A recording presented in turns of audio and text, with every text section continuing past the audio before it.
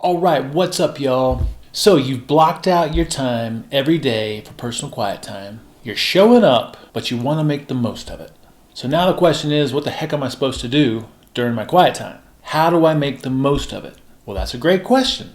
I'm going to walk you through an ideal process. This is a tried and true, simple, and yet powerful structure for personal quiet time. So as we're thinking about this, a great question is, what is the point? What is most important? Because there's a lot of things that you could do. And so we have to differentiate this kind of personal quiet time versus other times that we have to ourselves. So what is it that you want from a personal quiet time like this? For most of us, it's going to be something along the lines of experiencing some peace, some quiet, some space, some positivity, some intention, something along those lines, right? So the point of a personal quiet time is to do the things that you're not going to do any other time and that you know and feel are important to do. From a mental and emotional perspective, the most important things to do are to have some time to yourself, to set a tone for the day, to get your mood right, and to give yourself some direction. Therefore, your personal quiet time could look something like this. Now you're going to show up to your time and spot, and depending on how much time you have carved out for yourself, you're going to allot enough time to each one of these steps to get them done. Now, like I've said many times before with many of our other health habits, it's not the amount of time, but the showing up that matters. All right, so let's go through it step by step. Number one, you're going to sit in silence and cultivate some presence. And you do this by engaging your senses. As you're sitting there, you're going to keep your eyes open, you're going to listen, you're going to feel, you're going to notice your breath, and you're just going to be there. Now, as you engage the senses, you're going to notice some natural space, some openness created. It's beautiful. It feels open. It's the best way to describe it. This is pure presence. Now, eventually, you're going to start to think about something and talk to yourself, get distracted, which is totally fine. But as soon as you notice that, then gently come back and then re-engage the senses again. Look around, listen, feel, and notice your breath. And then you'll create some more space. That's how we practice being present.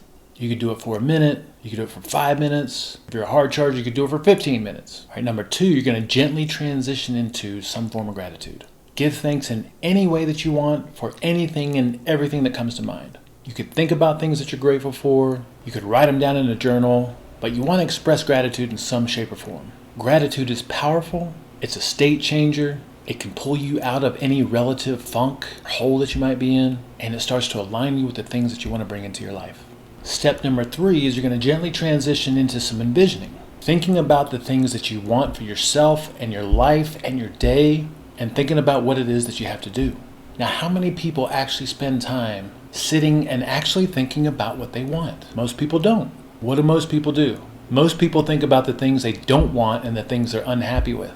So having some kind of envisioning in your personal quiet time is absolutely crucial. Now here's where you can read through some affirmations that you may have for yourself, or read through some goals. And what I recommend, in addition to those things, or if you don't have anything planned already, is asking some deep questions every single day. These are reflective, rhetorical questions. And as you ask these questions, you're not expecting an answer right away. You're just putting it out there. You don't have to get an answer, but you gotta ask the questions. What do I want? What do I want for myself? What do I want for my life? What do I want for my day-to-day? How do I want to show up? And as you ask those questions, you can just sit there and listen and be. And maybe some things will come to mind. But you'll notice as you ask these questions, something's happening. All right, then step number 4 would be to write down your priorities for the day. So what I like to do is I start with a brain dump, and I allow myself to write down anything and everything that comes to mind, and then I come back and hone it down to the most important thing that I need to accomplish today, or my top 3 priorities. What are the most important things that I need to get done today to feel accomplished? And that's it. It's simple, it's powerful, it can be relatively short. If you do this one day, you're going to notice a difference. And then just imagine doing this every day for the rest of your life. Questions, comments, feedback, even snide remarks, you can send it my way. And as always, keep it real.